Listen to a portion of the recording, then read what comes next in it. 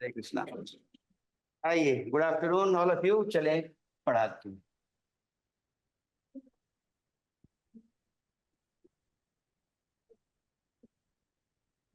Circle में tangent तो circle था, टेंजेंट्स को लेकर था। फिर हम दे चुके और जो लास्ट में सवाल बताया था, ठीक है, वो किताब का सॉल्व एग्जाम्पल है। ठीक है, कहा था कि दो किताब के सॉल्व एग्जाम्पल करीब जरूरत है बहुत ज्यादा एग्जाम के लिए और एक्सरसाइज की प्रॉब्लम्स। तो अब जरा देखते जाइए विश्राम की अवस्था में। आइए, एग्जाम्पल नंबर 2 हो चुका, अब एग्जाम्पल 3 ला रहे हैं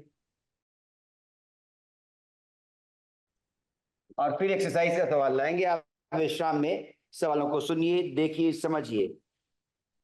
5 सेंटीमीटर त्रिज्या के एक वृत्त की 8 सेंटीमीटर लंबी एक जीवा पी क्यू है। 5 सेंटीमीटर त्रिज्या वाले वृत्त के लिए एक जीवा 8 सेंटीमीटर की है। जीवा 8 सेंटीमीटर की, पी क्यू जीवा 8 सेंटी। बहुत इंपॉर्टेंट सवाल है, अक्सर पूछ लिया जाता है एग्जाम में। तो अब जीवा पी क्यू है, पी और क्यू पर स्पर्श रेखाएं परस्पर एक बिंदु टी पर प्रतिच्छेद करती हैं। पी और क्यू पर स्पर्श रेखाएं हैं, ठीक है, पी और क्यू पर स्पर्श रेखाएं, और वो एक परस्पर प्रतिच्छेद कर रही हैं, ठीक है, बिंदु टी पर। और उसके बाद देखिए आकृति 10.10, टीपी की लंबाई ज्ञात कीजिए। त्रिज्या 5 सेंटीमीटर है, ठीक है, सेंटर ओ है, OP yes sir. R is equal to 5 centimetre, ठीक है। अब कह रहे हैं कि पी क्यू जीवा 8 सेंटीमीटर की है, तो बताइए कि टीपी की लंबाई क्या है। बहुत इंपॉर्टेंट सवाल माना जाता है।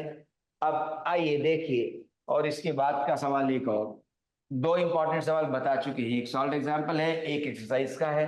दोनों में से कोई ना कोई एग्जाम में पूछा जाता है, ठीक है, ओके। अब क्या कह रहे हैं, टीपी की लंबाई। चलिए डायामीटर से जोड़ देते हैं इसको,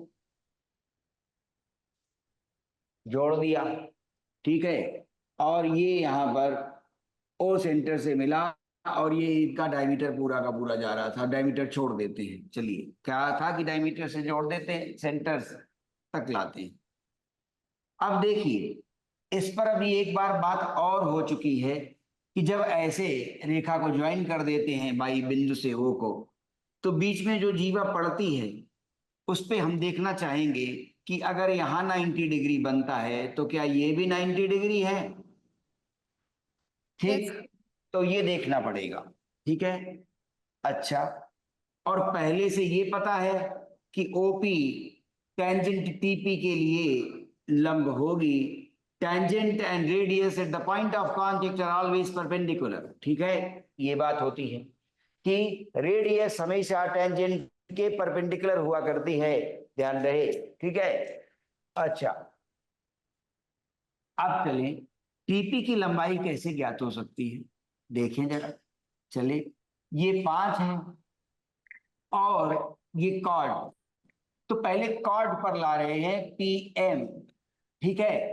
तो ओ से एम, ठीक है, ओ से एम अगर हम कहें कि हम पी क्यू का मिड पॉइंट ज्वाइन कर रहे हैं या उस पर परपेंडिकुलर डाल रहे हैं, ठीक है, तो ओ से एम हमने परपेंडिकुलर डाली, ठीक है। तो O M has been drawn perpendicular to P Q, और इसका प्रतिफल क्या होगा कि O M bisects P Q, O M bisects P Q, P Q को बाइसेक्ट कर देगी, ठीक है। तो पी क्यू को जब बाइसेक्ट कर दिया तो पीएम फिर 4 हो जाएगा, पीएम 4 सेंटीमीटर की रह गई, ठीक है। ये तो ये 4, ठीक है। अब आसान बात कि right triangle O M T में, ठीक है, तो राइट ट्रायंगल OMP में क्या हो रहा है, ये 5 हाइपोटेन्यूज विकर्ण, और ठीक है विकर्ण, और ये यहां से है कर्ण, विकर्ण नहीं कर्ण, विकर्ण डायगोनल है, OP आया, ठीक है कर्ण, और MP PM 4 है, तो ये अपने आप मालूम चल जाएगी, ठीक है क्या, देखो पाइथागोरियन ट्रिपलेट ध्यान है 3 4 5, लेकिन अब 3 निकाल के देख लेते हैं।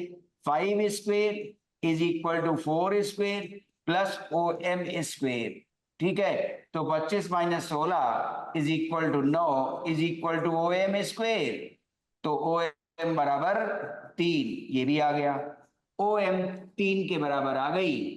अब जब OM 3 के बराबर आ गई, ठीक है, तो अब हम थोड़ा सा ठीक से देखें कि क्या बात बन सकती है। TP की लंबाई चाहिए, चलें अब TM को x मान लेते हैं, TM को माना कि वो x है, TM इज x। अब ट्राइंगल्स कंसिडर कर लेते हैं, तो पहले कौन सा ट्राइंगल, OPT, ट्राइंगल OPT, ध्यान से समझिएगा विश्राम की अवस्था में, ठीक है, ट्राइंगल OPT ट्राइंगल OPT आया। अब आसान, ये 3 + x हाइपोटेन्यूज बना देगी, ये 5 है परपेंडिकुलर बना रहा है, तो एक ये 5 का स्क्वायर, और TP चूंकि TP टेंजेंट और OP रेडियस, तो रेडियस और टेंजेंट तो हर समय परपेंडिकुलर है, ठीक है, तो फिर अब यहां परपेंडिकुलरिटी, तो 5 का स्क्वायर 1 और TP स्क्वायर 2, ठीक है, और ये OP, ठीक है, यहां से OT तक कितना, 3 + x का होल स्क्वायर माने OT square hypotenuse, TP square चाहिए, मतलब TP उसी से निकलेगा, तो TP स्क्वायर को लिख देते हैं 3 + x दी होल स्क्वायर -25 हो गई एक इक्वेशन। अब एक इक्वेशन है, इसमें 2 अननोन है, x भी नहीं मालूम TP भी नहीं मालूम, तो एक इक्वेशन से तो काम चलेगा नहीं, क्यों, x भी अननोन है और TP भी अननोन है, दो चीजें अननोन है, दो इक्वेशन चाहिए, दूसरी इक्वेशन की तलाश में एक त्रिभुज और देखना होगा, दूसरा त्रिभुज भी मिल जाएगा, PM और T, ठीक है, या TPM या PMT, ठीक है, ट्रायंगल ले लेते हैं PMT, जल्दी से राइट ट्रायंगल दिख जाएगा PMT। अच्छा, एक बात बीच में मिसिंग थी, क्या, कि यहां पर 90 डिग्री आपने नहीं बताया कि कैसे बना, तो देखो टेंजेंट्स बाहर से आती हैं, ये बराबर है सम द्विबाहु त्रिभुज हो गया आइसोसेलेस ट्रायंगल, आइसोसेलेस ट्रायंगल में जब इसके मिड पॉइंट से लाइन आएगी P से M तक, तो आइसोसेलेस ट्रायंगल में अगर बेस का मिड पॉइंट जो मीडियन आएगा वो परपेंडिकुलर ही होगा, क्यों, ये दोनों ही त्रिभुज सर्वांगसम हो जाया करते हैं आसानी से, और जब सर्वांगसम हो जाएंगे तो उनके संगत भाग बराबर होंगे, तो यहां पर जो दो कोण बने हैं ये और ये बराबर होंगे, लेकिन यहां तो लीनियर पेयर बन रहा है, लीनियर पेयर बन रहा है इसलिए 180 हुआ बटे 2 तो 90 हो गया, इसलिए 90 डिग्री का कोण बनता है, क्योंकि समद्विबाहु त्रिभुज है, आइसोसेलेस ट्रायंगल है, और उसके मिड पॉइंट बेस से हम लोगों ने इसको ज्वाइन किया है, तो अवश्य ही ये परपेंडिकुलर होगी। आइए, तो PMT में हम क्या देख पा रहे हैं, 4 का स्क्वायर और x का स्क्वायर, 4 का स्क्वायर 16 और x square is equal to, ये देखो ये आया, ये आया, तो बेस और परपेंडिकुलर, अब ये वाली हाइपोटेन्यूज अब की बनेगी, तो इस ट्रायंगल में हाइपोटेन्यूज बन रही है कर्ण, इसमें भी TP स्क्वायर आ गया। अब दो इक्वेशंस हैं हमारे पास TP स्क्वायर को लेकर, हम इक्वेट कर दें, इसमें भी लिखा है TP स्क्वायर इतना होगा, और दूसरी इक्वेशन में भी लिखा है कि TP स्क्वायर इतना होगा, दोनों TP स्क्वायर बराबर लिख देते हैं, ठीक है, फ्रॉम फर्स्ट एंड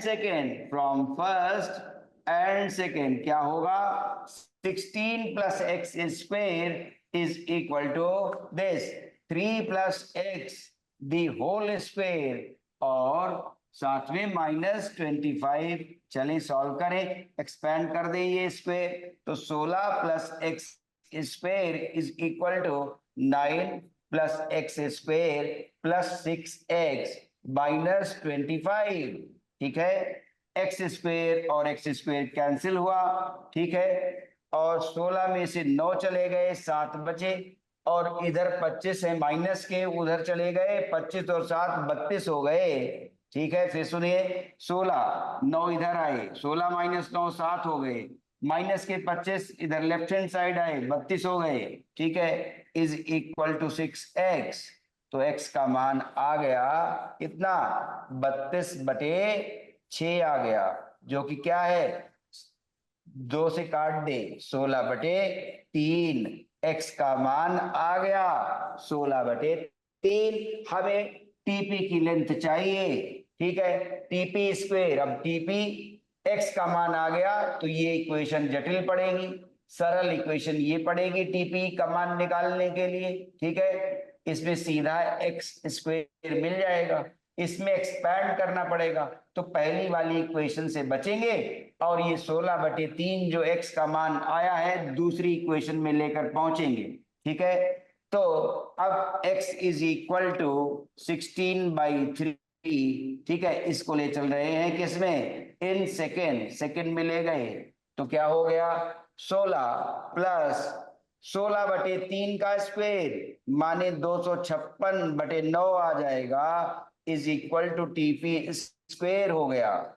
और अब 16 प्लस 256/9, 16 इंटू 9 144, 144 प्लस 256 400, 400/9, तो माने टीपी स्क्वायर का मान आ गया 400/9, और उसका मतलब हुआ कि टीपी कितनी है, 20/3 सेंटीमीटर। आंसर आ गया, ध्यान से सोचते हुए समझते हुए लिख लीजिए उत्तर और आगे बढ़े।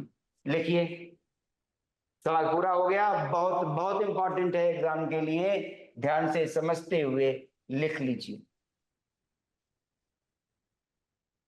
सरोसा भरोसा विद्यालय लिख गया, हुसैनाबाद लखनऊ, पंडित दीनदयाल उपाध्याय, चंपा देवी विद्यालय, राम जानकी विद्यालय। सवाल का उत्तर लिख लिया, एग्जाम्पल 3 था, हो गया। तो अब अगला सवाल 12वां, 10.2 का 12वां सवाल। तो ये उन सवालों में से है जब अध्यापकगण बहुत मेहनत से पढ़ाते हैं और फिर अपने विद्यार्थियों से जो उन्हें निकटता होती है, ठीक है, उस निकटता में वो देखना चाहते हैं कि देखें कौन सबसे तेज है कक्षा में, तब वो ऐसे सवाल पेपर में रखते जरूर हैं। ठीक है, 4 सेंटीमीटर त्रिज्या वाले एक वृत्त के परिगत, ठीक है, एक त्रिभुज एबीसी इस प्रकार खींचा गया है, सरकमस्क्राइब किया गया है, 4 सेंटीमीटर त्रिज्या वाला सर्कल है। ठीक है, और वो सर्कल सरकमस्क्राइब किया गया ट्रायंगल के द्वारा। ठीक है, ट्रायंगल ने इसे सरकमस्क्राइब किया है और उसकी टेंजेंट्स बनी जा रही है सर्कल के लिए, किसके लिए, साइड्स जो ट्रायंगल की हैं वो टेंजेंट बना रही, ऐसे बन गया। ठीक है, और 4 सेंटीमीटर की त्रिज्या है। ठीक है, आइए अब नीचे साइड बीसी है, ए बी और सी। ठीक है, इसमें केंद्र बिंदु ओ से, केंद्र बिंदु ओ से डी आया है, टेंजेंट के पॉइंट ऑफ कांटेक्ट को मिल रहा है। ठीक, अच्छा अब क्या हुआ, इस प्रकार खींचा गया है कि रेखाखंड बीडी और डीसी बिंदु डी पर बीसी विभाजित है कि लंबाई क्रमशः 8 और 6 सेंटीमीटर है। बीडी की 6, बी डी इधर लिखा है, चलो बी इधर लिख ले, नहीं फिगर गलत हो जाएगा। ठीक है, बी सी, ठीक, एक तरफ 8, BD 8 सेंटीमीटर, CD 6 सेंटीमीटर। ठीक, अब क्या कह रहे हैं, भुजाएं AB और AC ज्ञात कीजिए। बहुत अच्छा सवाल माना जाता है, लेकिन सवाल कठिन तब हो जाता है कि किस प्रकार की अलजेब्रा आप चुनाव कर बैठते हैं सवाल का हल लिखने के लिए। AB और AC इनकी लंबाई ज्ञात करनी है। ठीक है, ज्ञात कीजिए।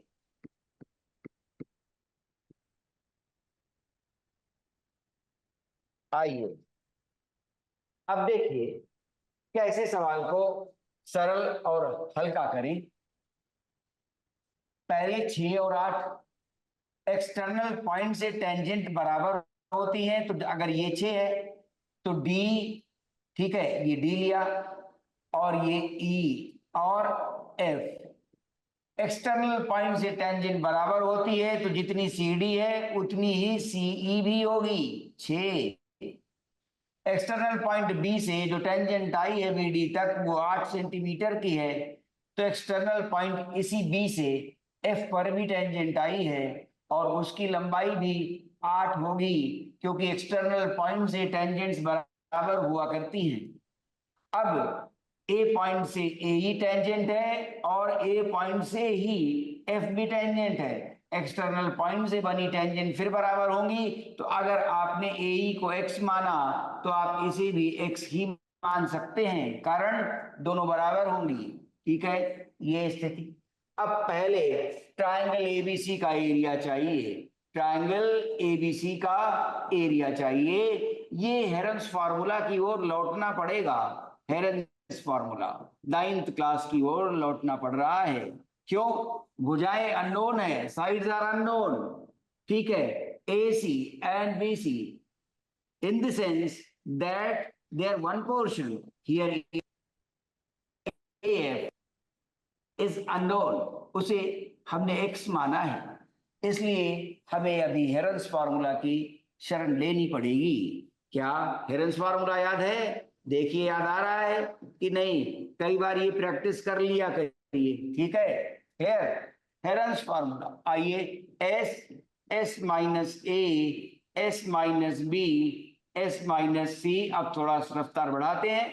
S आपको ध्यान होगा सेमी पेरीमीटर था, A plus B plus C by 2, तो इसके S की बात करते हैं। क्या S हुआ देखा जाए, 6 प्लस एक्स एक साइड, ठीक है, दूसरी 6 और 8 14, और तीसरी 8 प्लस एक्स, 8 प्लस एक्स बराबर 2। कितना हो गया perimeter? Semi perimeter. 14 6 20 8 28 plus 2x, 28 plus 2x बटे 2, मतलब 14 प्लस x सेमी पेरीमीटर बन रहा है। ठीक है, ये बात पता चल गई। अब एक साइड में आसानी से एरिया लिख लेंगे। ठीक है, 14 प्लस x, स्मॉल s की वैल्यू पता चल गई, और एक साइड 6 प्लस एक्स, दूसरी साइड 6 प्लस 8 14, और तीसरी साइड 8 प्लस एक्स यहां फॉर्मूले में लिखेंगे।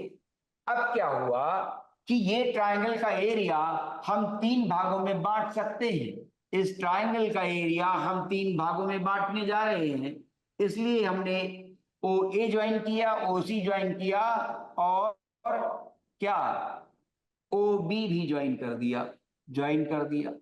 ठीक है, ये आ गया। अब देखिए इस बड़े ट्रायंगल का एरिया कितना होगा, देखो जरा।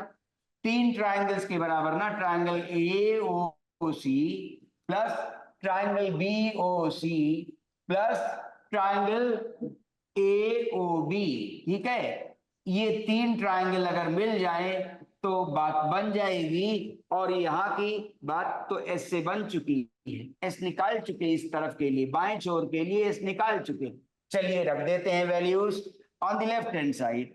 देखें क्या, एस का मान 14 प्लस एक्स, 14 प्लस एक्स।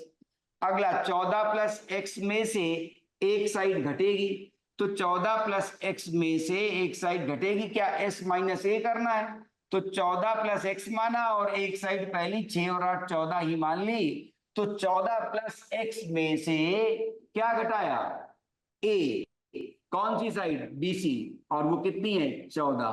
ठीक है, तो 14 में से 14 चले गए, x बच गया, 1 हो गया ये।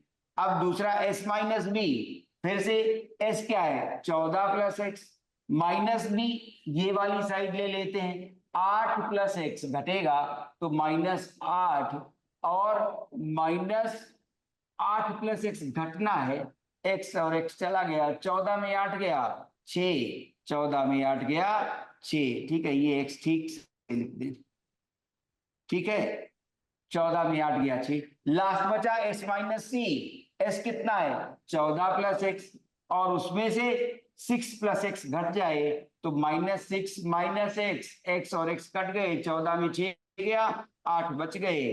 अब एओसी बीओसी एक ही लाइन में बहुत जल्दी आ रहे हैं। अब अगर हम इसकी रेडियस जो दी गई है ऑलरेडी क्या है 4, तो देखो रेडियस और टेंजेंट हमेशा परपेंडिकुलर होते हैं, रेडियस और टेंजेंट परपेंडिकुलर होते हैं। तो जब इस तरह से ट्रायंगल के बारे में पता रहता है कि परपेंडिकुलर पता है, तब उस समय क्या एरिया लिखते हो, हाफ बेस टू हाइट, ये बेस था तो बेस इंटू हाइट लिख देते हो। अब इसी तरह से यहां आ जाओगे, चलो एओसी हाफ बेस कितना 6 plus x, base 6 plus x, height कितनी रेडियस के बराबर 4, ठीक है। दूसरा ट्रायंगल ले लो बीओसी, बीओसी हाफ बेस कितना 6 और 8 14, ठीक है, और हाइट कितनी 4। फिर से ट्रायंगल एओबी, एओबी ट्रायंगल का बेस 8 प्लस एक्स है, हाफ इंटू 8 प्लस एक्स, और अब हाइट बची फिर से 4 रेडियस के बराबर, half into 4 half into 4 half into 4 common आ गया, कॉमन ले लिया, हाफ इंटू 4 कॉमन ले लिया, अंदर क्या बचा 6 plus x, half into 4 common ले चुके हैं 14, ठीक है, हाफ इंटू 4 कॉमन ले चुके हैं 8 प्लस एक्स बचा, ठीक है, क्या आ गया ये 2 हो गया, 2 लिख लिया, और 14 6 20 8 28 प्लस 2x पहले ही हो चुका है, 28 प्लस 2x, क्लियर हो गया। चलिए रूट से कुछ हटा लें, सिंपल कर लेंगे रूट को, ये 6 है और ये 8 है, तो 1 2 इससे निकल सकता है, 1 2 इससे निकल सकता है, ठीक है, 1 2 निकाल ले सकते हैं, ठीक है, निकाल रहे हैं 1 2, ठीक है, 2 जब निकाल लेंगे तो क्या बचेगा 14 प्लस एक्स बचा, एक एक्स बचा, इसका 3 बचा, और इसका 4 बचा, 2 निकाल लिया बाहर, वो 2 इससे कट गया, ठीक है। अब आगे बढ़े, ठीक है, कि 3 और गुणा 4 अभी क्या आ रहा है 12 आ रहा है, 12 में अभी ये जो 4 बचा था, ठीक है, इस 4 को भी तो यूज कर सकते हैं, ये 4 क्या है 2 गुणा 2, तो बाहर रूट के आया, तो क्या हुआ 2 और बच गया, तो अंदर रूट बचा, और 14 प्लस एक्स, सवाल खत्म हो रहा है, कुछ सेकंड और रुकिए, 3 इज इक्वल टू, इसका 2 कॉमन आ गया, 14 प्लस एक्स, देखिए कितना सरल होता जा रहा है, 2 और 2 कट गए। अब क्या हो स्क्वायर कर दें तो स्क्वायर रूट हट जाएगा, तो 14 प्लस एक्स स्क्वायर किया, और ये 3 रहा, स्क्वायर रूट हट गया, दोनों तरफ वर्क कर दिया, और यहां पर क्या आ गया 14 प्लस एक्स का होल स्क्वायर, इसका स्क्वायर नहीं करेंगे, इसका स्क्वायर नहीं करेंगे, काट देंगे, 14 plus x 14 plus x cut जाएगा, ठीक है, तो क्या आया, आया हमारे पास 3 is equal to 14 plus x, ये भी दिक्कत है। अब देखो कहा कुछ गड़बड़ हुई है, साइन की गड़बड़ी आएगी, ठीक है, 3 इज इक्वल टू 14, ठीक है, ये जो बच रहा है ये गड़बड़ कर देगा, ठीक है, 14 प्लस एक्स इधर बचा था, 14 प्लस एक्स, एक 14 प्लस एक्स कट गया, अब अगर एक्स का मान चाहिए तो 3 माइनस 14 आ रहा है, इसको देखिए जरा एक बार, जल्दी से देख जाइए, ठीक है, कि कहीं कुछ सभी साइन प्लस के थे, कहीं गड़बड़ अभी फिलहाल नहीं दिख रही है, लेकिन कहीं तो कुछ गड़बड़ हो गई। सर फर्स्ट ईयर के बच्चे आ गए। आ गए, ठीक यस है, सर। आ गए हैं तो भी कंप्लीट हो जाता तो ठीक था।